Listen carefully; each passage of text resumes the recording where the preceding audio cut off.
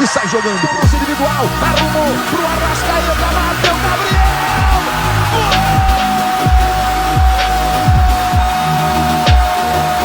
Sabe de quem? Gabigol! É o nome da emoção! Gabigol!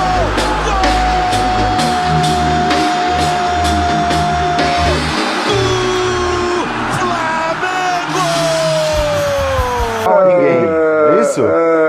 A obrigação quando você tá jogando no outro time é fácil, né? Colocar nas costas do outro. Quando você chega para dirigir o time é muito mais difícil. Olha, a gente tem que separar as coisas, né? Uma é o personagem Renato e o que ele falou quando estava fora, muitas vezes irritado, muitas vezes insatisfeito com o desempenho do seu próprio time, muitas vezes como mal perdedor, né? Porque algumas declarações ali são declarações de mal perdedor. Principalmente quando ele fala a questão do Flamengo ter gasto não sei quanto no seu elenco, monta uma seleção e se desse dinheiro ele também ganha pelo Grêmio. Não funciona assim, né? O futebol não é tão simples dessa maneira. É lógico que se você tiver muito dinheiro para investir, a sua chance de ganhar aumenta consideravelmente. E o Renato vai ter que lidar com essa pressão que ele criou para si mesmo antes de assumir o clube, porque ele fala disso, a gente pode ver diversas vezes, né? Não falou uma vez aqui, outra ali. Então, por isso que não dá pra usar esse argumento, né? Então falou uma vez de cabeça quente. Falou, pô, a gente viu ele falar isso aí umas 15 vezes, eu fiquei impressionado. Eu confesso que eu não achei que fosse tanto assim, cara. Só que tem uma situação que é uma pegadinha pra ele naquele momento. O Atlético também gastou esse dinheiro e tem um elenco pra brigar pelos títulos com o Flamengo. E o Palmeiras, depois principalmente da declaração, o ápice da ira do Renato contra o Flamengo na época foi depois da goleada, né, contra na semifinal da Libertadores. Desde então, o Palmeiras subiu alguns jogadores da base interessantes, também contratou um ou outro jogador e também tem um elenco para brigar. Quer dizer, o Renato vai ter agora que se impor num cenário mais complexo do que era quando ele deu essa declaração. Eu acho hoje mais difícil para o Flamengo. Eu acho que o Flamengo hoje tem concorrentes que podem, de fato, pela qualidade dos jogadores que possuem, brigar pelo título. Coisa que naquela época Você é bonzinho, hein, Biner? Você é bonzinho demais, cara. Agora, não, mas tudo bem. Mas tem uma outra. Peraí, só tem uma outra coisa que eu quero completar. O Renato acreditou, se a gente for lembrar das declarações que não estão aí, antes daquele 5-0, e eu achava a diferença enorme, todo mundo sabe, que o Grêmio tinha condições de jogar melhor que o Flamengo. Ou seja, um erro de avaliação, ou uma prepotência, ou jogar pra galera sem tamanho. Como ele jogou muito pra galera, ele jogou agora contra si mesmo. E eu quero ver o que vai acontecer de agora em diante, porque não é a imprensa que vai ficar lembrando essas declarações. É a torcida do Flamengo, se os resultados não vierem, se o time não jogar. Principalmente o torcedor do Flamengo. Vale lembrar que a origem disso tudo, e o Renato acabou se tornando o treinador brasileiro que mais bateu de frente com o Jorge Jesus, a origem veio antes dos confrontos com o Grêmio. Porque o Renato disse exatamente isso. Olha, o Jorge Jesus está fazendo um grande trabalho aqui no futebol brasileiro, mas com um elenco de 200 milhões, qualquer treinador faz esse time jogar. Então, quando declarou essa frase lá no início da polêmica dele com o Jorge Jesus, antes dos confrontos com o Grêmio, o Renato agora coloca nele este desafio. Eu não acho que ele vá conseguir fazer o Flamengo jogar igual o da época do Jorge Jesus, mas ele se coloca o desafio de fazer esse elenco do Flamengo apresentar um futebol ainda melhor. Isso aí é um bumerangue que voltou no colinho dele, né? Voltou o bumerangue no colinho dele agora, e ele que segure o rojão, porque não é a gente que falou, foi ele que falou. Foi ele que agora, falou. Chegou a vez dele. Ele tem o elenco de 200 milhões, você pode tirar alguns milhões aí, em função de quem saiu, mas não vai tirar muito. Continua um elenco de 100 e tantos milhões, e agora chegou a vez dele. Eu acho que esse ponto que o Vitor tocou, ele também tocou na coletiva. Quando ele fala que não é só o Flamengo que quer. Né? Quando ele cita os outros que querem, ele cita também os outros que se não tem mais de 200, se não tem 200 milhões, tem bem mais de 100. Mas ele não pode falar isso, nós podemos. Ele então, não pode mais falar isso, essa é a grande questão. Ele já se defendeu. Ele não podia ter nem falado isso que ele falou aí, dos 200 milhões. Tá, tudo bem, mas depois ia voltar para depois ele. de falar do professor. Pois é, não é parâmetro. Então, é que eu acho que a gente precisa, num determinado momento, eu já tinha falado isso, inclusive, nesses últimos anos de Grêmio, a gente precisa parar de tratar o Renato como um personagem folclórico. Porque senão também fica muito fácil para ele ser tratado como personagem folclórico. Porque o que é o personagem folclórico? É aquele que quando diz uma bobagem ou uma coisa pela qual ele poderia ser cobrado, você acaba deixando de lado porque ele é um personagem folclórico. Não, mas isso aí é o jeitão do Renato. Não, vamos tratar o Renato como o que ele é, que é hoje o treinador do clube da maior torcida do país, né? E já era treinador de um dos maiores clubes do país. E, de alguma maneira, né, cobrar e tentar entender o que ele está falando, o que é sério, o que não é sério. Agora, se não é sério, que deixe claro que não é sério. O fato é que a gente viu, ele não falou uma, nem duas, nem 3 vezes. Ele falou umas 15, 20 vezes do Flamengo. Que ele pensava mesmo. Em tom de, vamos dizer, entende? Também desse jeito é fácil. Com esse elenco é fácil. E beleza, o Gerson foi embora, é uma perda significativa, mas o elenco continua sendo muito bom. Acho até que ele pode, vamos dizer, não digo escolher, mas ele pode até de repente definir de tudo que ele falou, se o mais importante é A, como ele chegou a dizer, jogar bonito, quem tem obrigação de jogar bonito é o Flamengo, ou B, ganhar, porque ele falou em obrigação de ganhar, obrigação de ser campeão e tudo mais. E acho que essas duas coisas, talvez não as duas, mas uma das duas pelo menos vai ser cobrada, né? A primeira, de jogar bem, o bonito acho que é subjetivo, mas jogar bem, e aí tudo bem, eu tô de acordo com o Birner, que ele tem rivais hoje que disputam o título com ele. O Palmeiras não mudou muito o elenco, tem a volta do Dudu agora, o Atlético esse sim se reforçou com caras muito decisivos, então é até compreensível que o time jogue bem e de repente, né, por uma circunstância, por como funcionam as coisas no futebol, mais nos mata-matas do que nos pontos corridos, ele acabe não vencendo o quanto gostaria de vencer. Ou que vença. Eu acho que depois de tudo que ele falou, a gente pressupõe que ele, uma das duas coisas, com certeza ele vai conseguir fazer. E eu acho que ele sabe que a régua para ele agora com o elenco que tem o Flamengo é essa. Para mim, o melhor técnico de futebol é aquele que consegue tirar o máximo dos seus jogadores. O resultado é quase uma consequência disso. É você conseguir entender o que cada jogador faz melhor e conseguir tirar o máximo desse jogador e desenvolver ainda, se possível, o potencial dos jogadores que não chegaram no ápice da sua forma técnica. Você olha o elenco do Flamengo e você fala, se esses caras jogarem tudo que podem, se o Bruno Henrique voltar a jogar o futebol 2019, se o Gabigol jogar como pode, se o Pedro tiver um lugar no time jogando da maneira exata, se o Everton Ribeiro voltar a jogar o futebol de antes, o Arrascaeta já está jogando muito bem, né? Se o Rogério conseguir fazer isso e montar um sistema defensivo que mantenha o time equilibrado, o Renato. Mas era o Renato sai do Flamengo muito maior do que chegou.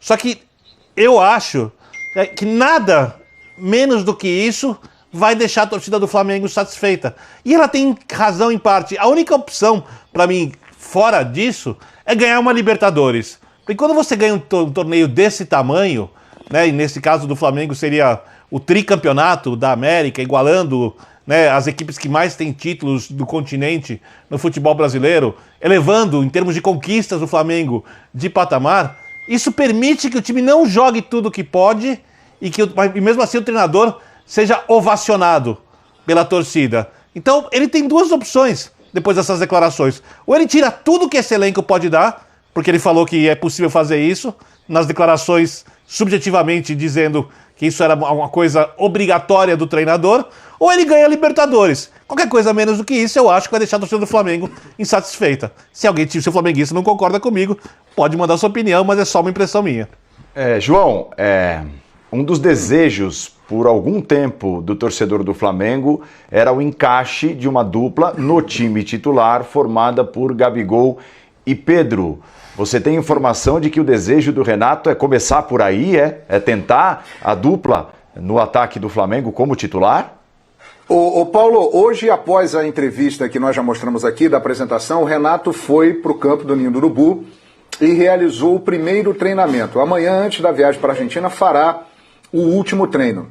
E o Flamengo terá ausências nesse jogo de quarta-feira. O Bruno Henrique está fora, com estiramento muscular. O Diego, também lesionado, está fora. O William Arão, suspenso, não poderá jogar. E o Rodrigo Caio é dúvida. Ele foi preservado do último jogo e continua em avaliação.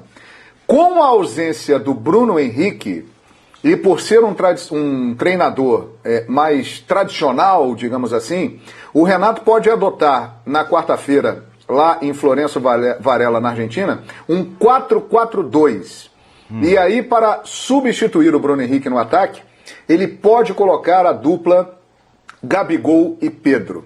Ontem, contra a Chapecoense, vale lembrar que começou o jogo com Pedro e Rodrigo Muniz. E ele teve participação direta na escalação do Flamengo. Então a possibilidade do Flamengo ter Gabigol e Pedro de início na quarta-feira, ela é muito grande. Lembrando que o Defensa e Justiça perdeu o Brian Romero, foi jogar no Liverpool, o principal artilheiro, contratou 2 jogadores do Racing, o time está se reformulando. A diferença técnica do time do Flamengo para o time do Defensa é uma corrida daqui a Manaus, de São Paulo a Manaus. Tem que fazer prevalecer, nem que não seja desse tamanho a diferença de resultado, porque é futebol, mas tem que prevalecer no jogo. O Flamengo é muito favorito. Se ele vai jogar e se classificar e atuar como favorito, eu não sei, mas ele é muito favorito. E isso, apesar do Renato ter chegado há pouco tempo e não dá para cobrar do Renato muita coisa de cara, já vai entrar na conta, porque ele chegou como um personagem muito grande, né? É muito comentado, e aí a paciência vai ser minúscula, e como ele tem contrato até o final do ano também, de curto prazo, é para conseguir resultados rapidamente, então ele topou essa briga, vai ter que se virar para ganhar. Flamengo é mais favorito agora contra o Defensa e Justiça do que era nas oitavas de final quando enfrentou o Racing na edição passada, Birner? É mais favorito. É. A diferença é maior. A diferença é maior. E ali estava mudando também, né, de comando, o Rogério estava chegando, tinha saído o dono. E tem um pouco de peso de camisa também, tem um pouco também do momento da equipe. O Flamengo, eu acho que o Flamengo, de alguma forma, ele depois que o Jorge Jesus saiu, ele foi se desconstruindo e perdendo as características, principalmente da questão do perde e pressiona, da intensidade, que era uma marca muito forte daquela equipe. Então, eu acho que hoje o Flamengo joga menos do que jogava naquela vez, quando foi enfrentar o Racing. Eu não acho que o Flamengo com o Rogério evoluiu. Ele mudou algumas características, depois do Diego virar volante, mas não acho que o Flamengo tenha evoluído depois que o Rogério chegou ao Flamengo. Mas mesmo assim, vendo o quão humilde, no melhor dos sentidos, é o time do Defensa, desde a forma como atua, até a capacidade de investimento, a obrigação fica toda com o time da Gávea. Muito bem, Marcos Braz falou sobre reforços, já que o Renato também citou isso na entrevista, vale a pena a gente trazer, né, a palavra do Marcos Braz sobre a possibilidade da chegada de reforços, especialmente Renato Augusto. Vamos ver o que ele falou sobre Renato Augusto e a chance de Renato Augusto retornar ao Flamengo. Do Renato a gente não avançou, não tem isso. Do Kennedy a gente depende do Chelsea, da liberação do Chelsea, a gente vem tentando fazer isso. Thiago Mendes, o Bruno, incansavelmente tentando também a liberação lá. O Flamengo não vai comprar nenhum jogador, pelo menos é o que a gente pretende nesse momento. O Flamengo pretende trazer por empréstimo, se possível, trazer sem custo financeiro esse empréstimo. E isso aí coloca a gente na negociação de uma maneira muito mais frágil.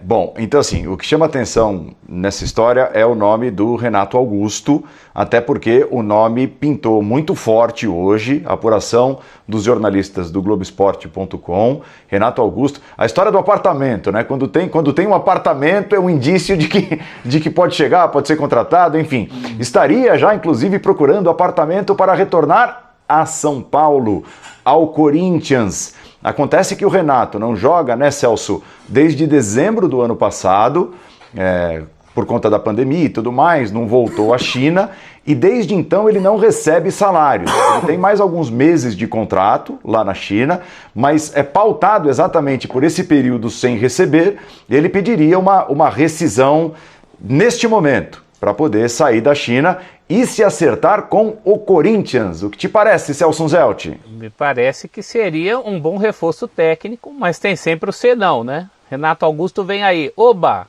Em que condição? Não joga desde dezembro. Mas mesmo assim, para a atual situação do Corinthians, me parece um ótimo reforço. O Flamengo, o Braz não demonstrou aquele ânimo em relação ao Renato Augusto. Se o Flamengo quisesse entrar nessa parada, eu acho que ia ser muito difícil para o Corinthians, na atual situação dos dois clubes, né? O próprio caso do Renato mostrou isso, a gente já falou aqui, não precisa ficar justificando o porquê. O que um clube hoje oferece de perspectiva e o que o outro oferece. Outra boa fonte, além de corretores de imóveis, são diretores e professoras de escolas também, porque os jogadores geralmente procuram escolas para os filhos, são boas fontes para a gente cavocar esse tipo de coisa, né? Mas pelos indícios de hoje, ele estaria mais perto do Corinthians. O Corinthians também não confirma, né? A gente não tem uma negativa tão... O Braz não negou, mas não mostrou o entusiasmo que se esperaria, né? São questões outras. Se fosse só uma questão de futuro, de plano de carreira, o Renato Augusto, muita gente fala do veterano Renato Augusto. O Renato Augusto é um jogador de 33 anos. Ele não é um veterano para os padrões atuais da turma dos 36 e 37. Ele tem 33 anos que completou em fevereiro. Então é um jogador ainda... Tem um histórico de lesões, é verdade. Parece que isso tinha sido medianamente resolvido quando ele jogava no Corinthians em 2015. Acho que para as perspectivas corintianas não adianta achar que há um salvador.